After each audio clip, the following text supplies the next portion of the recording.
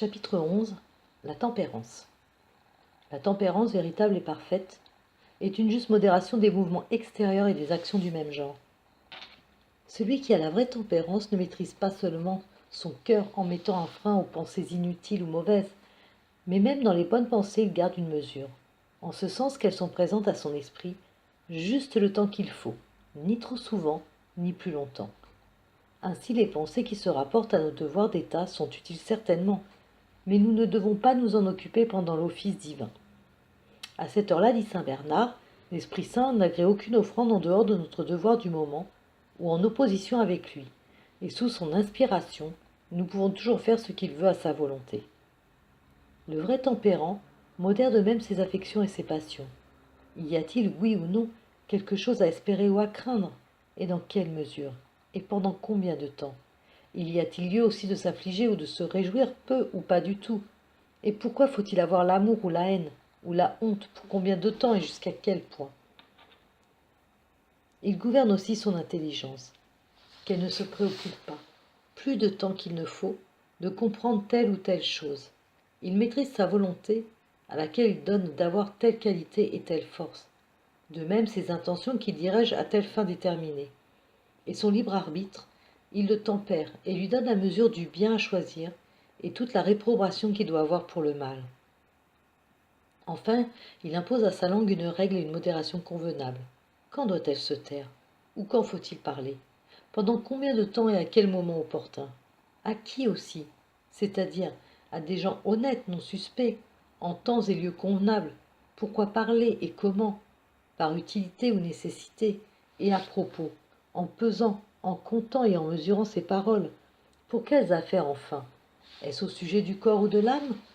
La tempérance dirige et gouverne nos actions, notre conduite et tous les mouvements de nos membres, afin que, selon la recommandation de l'apôtre saint Paul, tout se passe chez vous avec ordre et bienséance.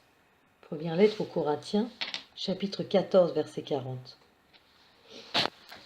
Ce qui doit nous conduire à la véritable tempérance, c'est l'ordonnance toute pleine de sagesse du Dieu qui a tout réglé et disposé avec poids, nombre et mesure. Dans Sagesse, chapitre 11, verset 20. Et c'est d'après cette même disposition que toutes nos actions, nos murs et notre vie doivent être mesurées, comptées et pesées au nom du Père, auquel on attribue la mesure, par la puissance du Fils, à qui c'est le nombre qui est attribué, en vertu de l'Esprit Saint, on lui attribue la pondération.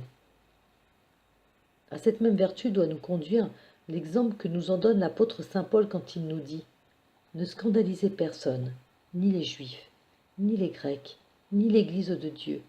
C'est ainsi que moi-même je m'efforce de complaire à tous, et ne cherche pas mon propre avantage, mais celui du plus grand nombre, afin que beaucoup soient sauvés. » Première lettre aux Corinthiens, chapitre 10, versets 32-33. N'a-t-il pas été vraiment tempérant, lui qui, sans blesser personne, s'appliquait à plaire à tout le monde? Celui-là a la preuve de la véritable tempérance, qui se modère en tout, vêtements, nourriture, sommeil, bien-être physique et joie temporelle, et qui n'admet en cela que le strict nécessaire, sans aucune superfluité, ni amour désordonné. Le vrai tempérant s'efforce de garder la mesure en toutes choses, excepté dans l'amour et la louange de Dieu, et dans l'action de grâce, parce que le Seigneur est grand, il est l'objet de toute louange, dans Psaume 47, verset 2. Aussi faut-il qu'il soit aimé et loué de toute manière, sans fin et sans mesure. C'est un signe d'intempérance d'avoir une conduite tourmentée, et de troubler et d'inquiéter ceux avec qui l'on demeure. L'intempérant fait tout autrement que les autres, il ne se conforme en rien à personne, il n'approuve que ce qui lui plaît, et c'est pour l'accomplir qu'il fait tous ses efforts. Intolérable à tous, il ne peut se supporter soi-même. Saint Augustin dit à ce propos: « Vous en avez décidé de la sorte, Seigneur. Tout sentiment désordonné est à soi-même son propre châtiment. Et il est une peine bien plus grande pour les autres. Ismaël fut un de ces hommes intempérants. Il sera sauvage, est-il dit dans la Genèse, chapitre 15, verset 12. Il lèvera la main contre tous, et la main de tous sera contre lui. »